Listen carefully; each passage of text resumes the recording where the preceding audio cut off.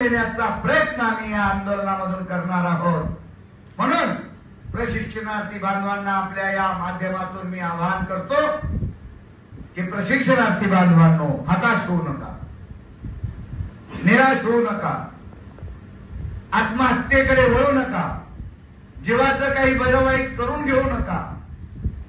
नक्की हा बालाजी पाटील चाकूरकर आणि माझी सर्व मित्रमंडळी, माजी खासदार हरिभाऊ राठोड, अनुपजी चव्हाण, प्रकाश साबळे, आमची महाराष्ट्रातली टीम या बेरोजगारांना, बेरोजगार युवकांना, युवतींना वाऱ्यावर सोडू देणार नाही आणि यांना रोजगार मिळवून दिल्याशिवाय आम्ही स्वस्थ बसणार नाही, हे मी तुम्हाला या प्रसंगी आश्वासित करतो।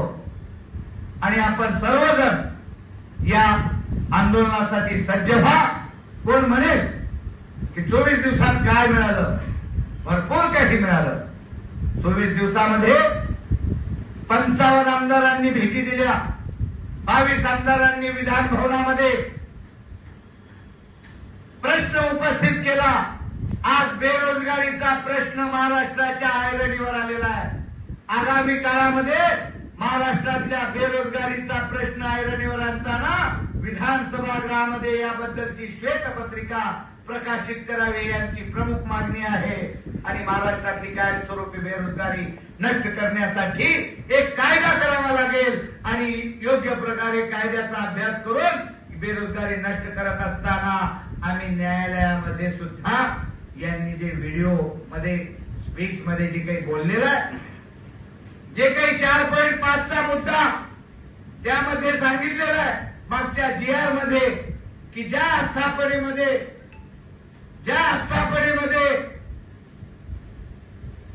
हे प्रशिक्षणार्थी काम करतील त्या आस्थापनेमधल्या लोकांनी जर सांगितलं 6 महिन्याची, तर त्या आस्थापनेमध्ये ते कायम सुद्धा होऊ शकतील असं त्यांनी सांगितलेलं आहे। तो मागच्या प्रशिक्षण कालावधीतला 4.5 चा मुद्दा जो काही जीआर मध्ये होता तो लावा,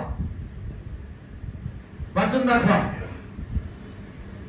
या योजनेच्या प्रशिक्षणानंतर प्रशिक्षण पूर्ण केलेले उमेदवार संबंधित उद्योग आस्थापना यांना योग्य वाटल्यास व उमेदवाराची इच्छुकता असल्यास त्यांना रोजगार देण्याच्या दृष्टीने संबंधित आस्थापना निर्णय घेऊ शकतील। म्हणजे आम्हा प्रशिक्षणार्थ्याची त्या ठिकाणी इच्छा असेल, प्रशिक्षणार्थींची इच्छा असेल तर तिथे कायम ते होऊ शकतील। म्हणजे सर्व संदिग्ध आहे। पण पत्रकार बांधवांनो, सर्व या पत्रकार परिषदेचा सार लक्षात घ्या।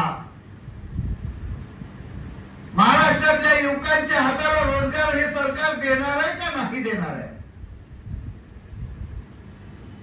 महाराष्ट्रातल्या बेरोजगार तरुणांच्या क्रय शक्तीला कामाला लावणार आहे का नाही लावणार आहे? हा सवाल आहे माझा राज्य सरकारला।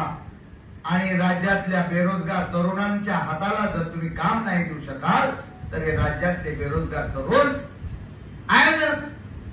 तारुण्याच्या काळामध्ये चुकीच्या दिशेनं वळतील, दहशतवादी कारवायाकडे वळतील, चोऱ्या माऱ्या करतील, गुन्हेगारी क्षेत्राकडे वळतील, नाहीतर व्यसनाधीन होतील, व्यसनाकडे वळतील। आणि या तरुणांचं तारुण्यामध्ये